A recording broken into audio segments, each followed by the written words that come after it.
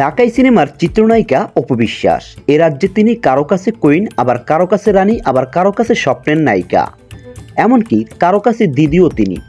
সাম্প্রতিক সময়ে পর্দায় খানিক নীরব হলেও সামাজিক যোগাযোগের মাধ্যমে বেশ সরব থাকেন অপু বিশ্বাস। কখনো নিত্য নতুন লুকে ছবিতে, আবার কখনো ইঙ্গিতপূর্ণ পোস্টে ভরে ওঠে তার টাইমলাইন। তার অনুসারীরাও বিষয়গুলো খুব মজায় নেন। আবার নানান সময় নায়িকাকে ভিন্ন লুকে দেখে রূপের প্রশংসায় মেতে উঠতে দেখা যায় ভক্তদের। এবারও তার ব্যতিক্রম হলো না।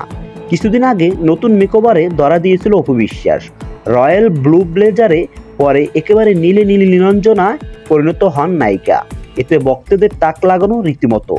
একজন তো মন্তব্যই করে বসেন নীলপরি বলে, কিন্তু শুধু নীলেই নয়, সাদাতেও নজর কেড়েছেন এই নায়িকা।